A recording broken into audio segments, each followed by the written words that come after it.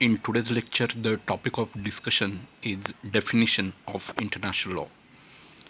Now, as we are all aware, international law was priorly called law of nations, and the term international law it was coined by the British scholar Jeremy Bentham. In modern times, international law it has diversified into number of new branches such as international humanitarian law, international human rights law, international environmental law, international investment law, and so on and so forth. Now, in that context, it is important to know what is the precise meaning of the term international law. And therefore, in today's discussion, we will be dealing with the definition of international law. A number of scholars of international law, such as Oppenheim, Brearley, and number of other scholars also, they have attempted the definition of international law. And it is very necessary to know these definitions because from that we can understand how the scope of international law has increased in modern era. And therefore, in today's discussion, we are going to see the definitions of international law as offered by different scholars. Now, the first definition we are going to discuss, it was given by the German jurist or German scholar of international law, Oppenheim. Now, Oppenheim has given the traditional definition of international law, and he has said that international law is the name for the body of customary and treaty rules and principles of action which are considered legally binding by the states in their mutual intercourse with each other with their consent. So, this particular definition reflects that international law is essentially the combination of two sets of rules, namely the customary rules and the treaty rules. And secondly, it also consists of the principles of action. And these are all considered as legally binding by the states with their own consent. So, consent of the states is also important, and they have given consent to abide by certain treaty rules and certain customary rules and certain principles of action. Then all these taken together constitutes the international law. But in this definition, it is quite clear that Oppenheim has referred only to the states and he has not referred to any other entities in that definition. But as the international law developed in modern times, it was felt that this traditional definition given by Oppenheim it is quite inadequate, and the changed circumstances are not reflected in that definition. And therefore, when Oppenheim's book was edited by the two authors Cecil and Watts, then the definition of international law, which was the traditional definition, it was modified in order to incorporate various changes that had occurred in recent times. Now, accordingly, the modified definition or the modern definition of international law, it was given, and it was stated that international law is the body of rules which are legally binding on the states in their intercourse with each other. These rules are primarily those which govern the relations of states, but states are not the only subjects of international law. International organizations and to some extent individuals also may be the subjects of rights and duties imposed by international law. So, in the modified definition, number of changes have been made. And firstly, it says that international law is the body of rules. Now, here the restriction of treaty rules and customary rules it has been removed because there may be some other type of rules as well, and they can also be brought in the fold of international law. For example, there may be the rules made by General Assembly, the rules made by the Security Council, or there may be the rules which are emerging from the International Court of Justice, or some rules may emerge from international arbitrations. And to accommodate all these different type of rules in the modified definition, the rules is not prefixed with customary and treaty because other type of rules may also be there. So that is the first important difference so far as the new definition and the traditional definition is concerned. Secondly, it also says that although states are the primary subjects or the main subjects of international law, states alone are not the subjects. So it clarifies that apart from the states, there may be some other entities which can be included in the scope of international law, and that's why they will also come in the definition of international law. And it also points out that international organizations and to certain extent individuals can also be the subjects of rights and duties under international law. So, certain rights can be conferred upon the individuals and international organizations, and at the same time, some duties can also be imposed upon them. And hence, they can also be brought within the definition of international law. So, the modern definition and the traditional definition, they have got a great contrast, because the traditional definition was quite restricted and the modified definition is quite broader as given by Oppenheim.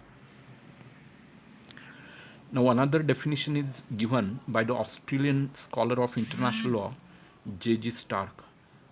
Now, J.G. Stark has given the most comprehensive definition of international law by saying that international law may be defined as that body of law which is composed for its greater part of the principles and rules of conduct which states feel themselves bound to observe and therefore do commonly observe in their relations with each other. So the first part of the definition offered by J.G. Stark, it clarifies that international law essentially is a body of law, and most of the law or greater part of the law, it is derived from the principles and rules of conduct which the states feel that they are legally bound to observe. So there is a kind of legal bindingness in these rules, and the feeling is there in the mind of the states that they have to abide by these rules. And the latter part of the definition, it says that it also includes the rules of law relating to functioning of international institutions or organizations, their relation with each other, and certain rules of law relating to individuals and non-state entities. Now, the broader definition is clearly evident, because now they have brought in the definition firstly international organizations or international institutions like United Nations Organization, World Health Organization, so on and so forth. And they also brought in the definition individuals and the non-state entities, that is the entities which are not the states, such as the multinational corporations or transnational corporations, liberation movements, and so on. So very comprehensive definition of international law is offered by the Australian scholar of international law, J.G. Stark.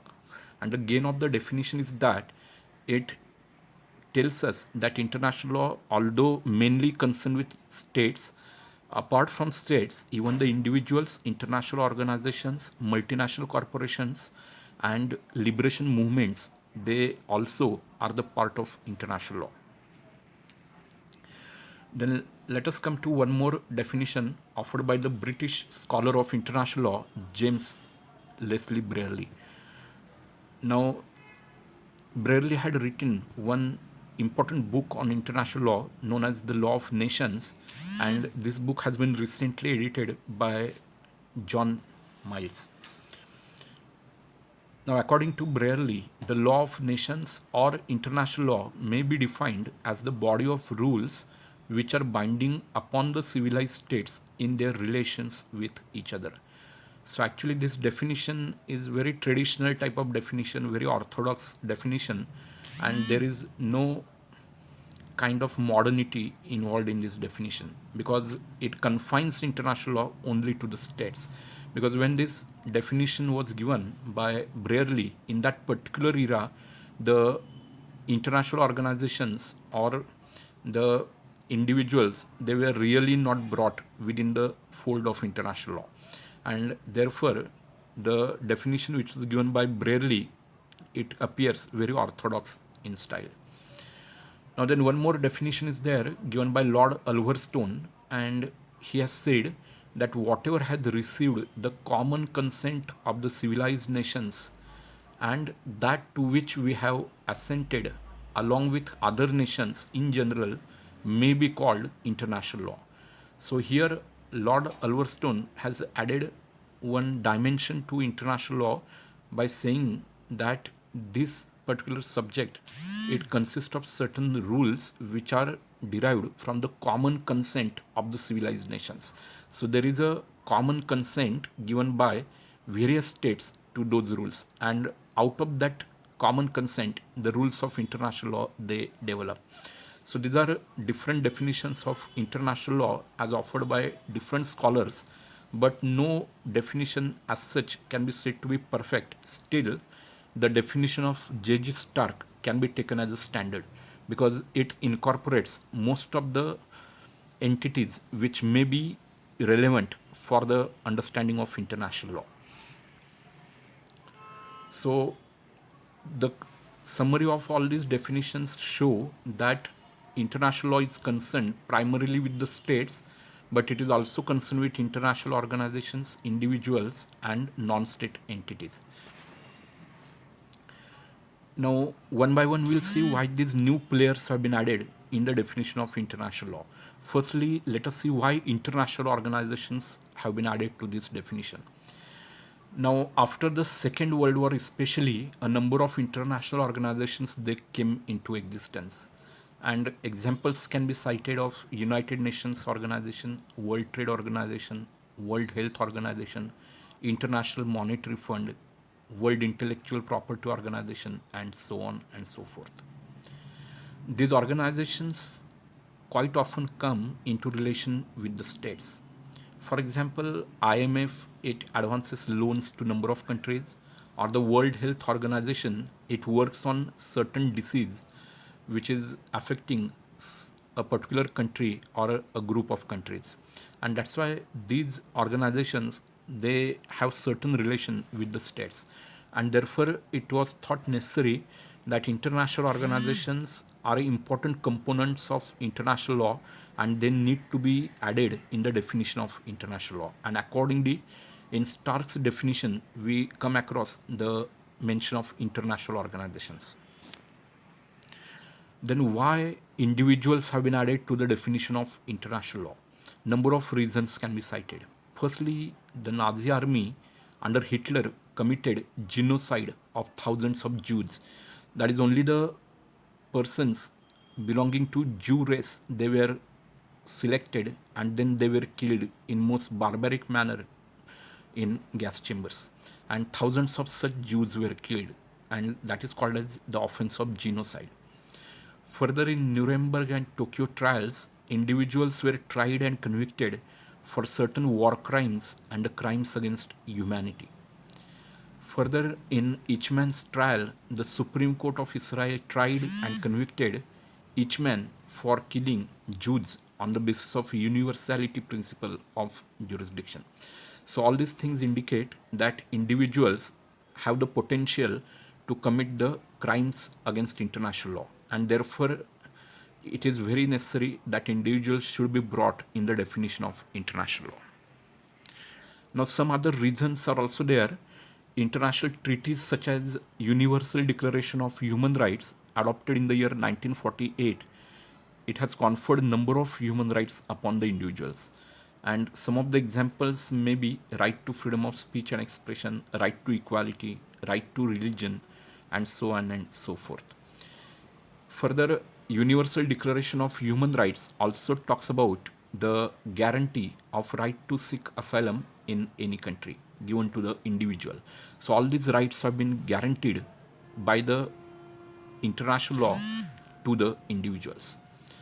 Further, individuals can be extradited to the requesting state under international law, because many times it happens that a particular person commits a crime in one country and then he flees to another country.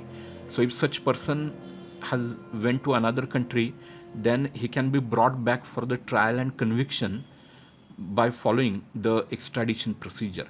And that's why individuals are a very important component of international law.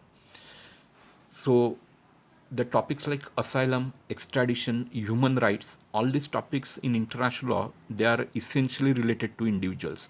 And therefore, the definition of international law cannot ignore individuals and therefore they have been added in the definition.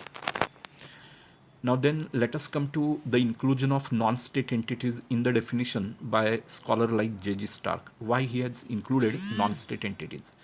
Now, non-state entities, this expression, it signify that these are the entities other than state.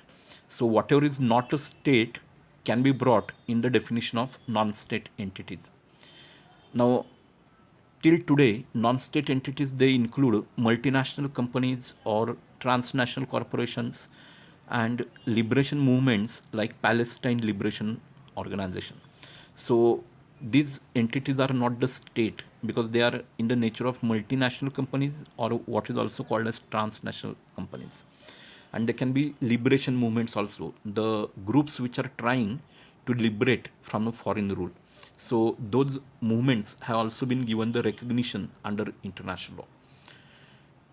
The multinational companies may be held liable to pay compensation for wrongful act which is done by them. For example, it is a common knowledge that Union Carbide Corporation, it was held liable to pay compensation to the victims of Bhopal gas tragedy. And therefore, the proper definition of international law must take cognizance of the non-state entities as well. And therefore, non-state entities, they have been added to the definition of international law. So with that, we come to the end of this particular session.